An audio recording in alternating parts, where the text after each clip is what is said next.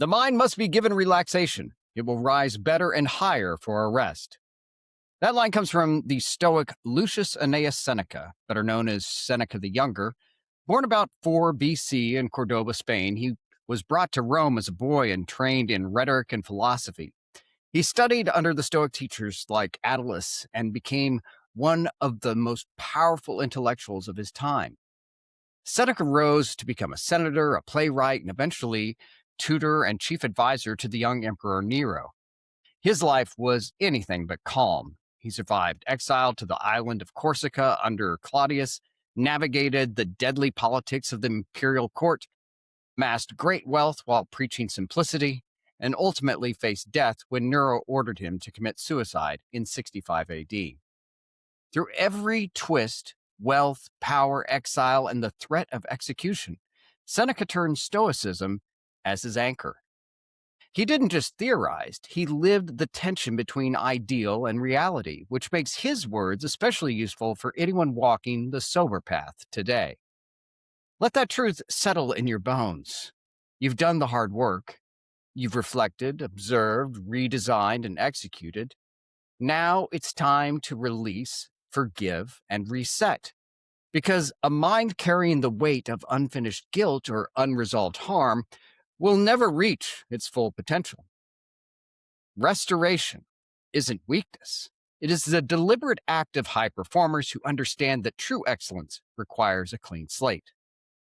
Hello, everyone. I'm Massimo Rigotti, and this is the S.O.B.E.R Method podcast, the precise, repeatable operating system that is replacing outdated 12-step loops with a world-class framework for lasting confidence and unbreakable sobriety.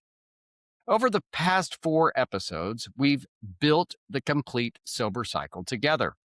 In Stoic, you looked in the mirror and declared who you really are. Observe, you caught your old programming in real time with behavior chain analysis. In behavior, you engineered a brand new response. Execute, you tested it in the real world and measured the results. Today, we complete the loop with step 5, restore. Restore is the powerful final step of sober method. And once you've corrected the old behavior through execute, you must now seek genuine forgiveness from the people who were directly impacted by it, not for their approval, but for your own freedom. This is where guilt dies, shame dissolves, and your mind finally gets the relaxation that Seneca spoke about. Only then can you rise better and higher. Why does restore work so powerfully for high performers? Because unfinished emotional residue is the silent killer of momentum. Every time you carry the weight of past harm, your brain stays partially locked in the old neural pathways. When you consciously restore through honest amends and forgiveness, you complete the circuit. You strengthen new pathways you've been building and create space for the next level of growth. This is industrial grade mental hygiene. Here's exactly how to practice restore. Identify the people directly impacted by the specific behavior you just corrected in your last execute cycle. Second, prepare your amends with zero expectation of their response. This is not about them forgiving you. It is about you owning the impact you had and showing through your new behavior that you are no longer that person. Keep it short, specific, and always be humble. Third, I want you to deliver it cleanly, in person when possible, or in a thoughtful letter or phone call. No drama, no long explanations, just own it and provide the commitment that this is the new you. Fourth, and finally, release the outcome. Their reaction is not your business. Your peace is. While you're working through these amends, you never stop the cycle. You immediately return to Stoic reflection to launch a new full lap around the sober wheel. Now, how do you restart the process? Open your journal to a fresh page and pick up a copy of Marcus Aurelius' Meditations, is the greatest recommendation I have for everyone.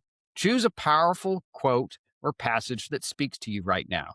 Read it slowly and let it sink in. Then reflect deeply on these 3 questions, writing your answers in full. 1. What does this quote mean to me at this exact stage in my life?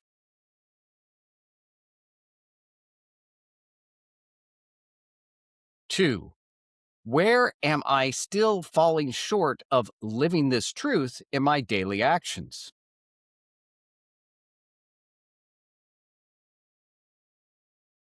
3, what would the next level version of me look like if I embodied this Stoic principle moving forward?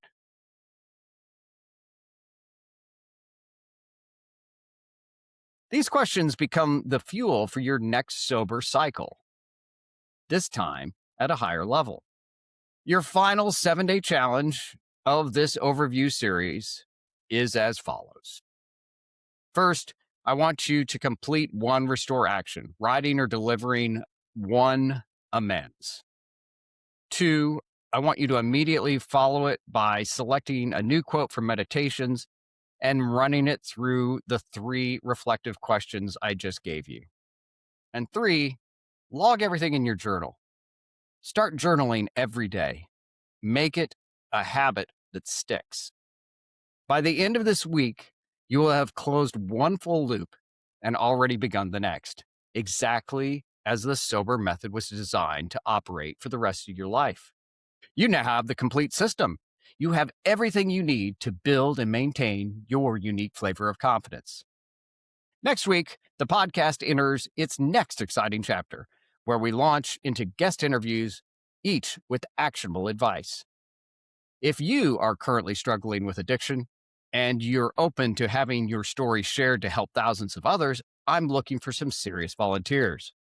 We'll record your first coaching session with me in a long form 2 to 3 hour deep dive sit down. If you're ready to step up and apply, go to sobermethod.com/podcast. The link is in the show notes. I'm Massimo Rigotti. This is the Sober Method podcast.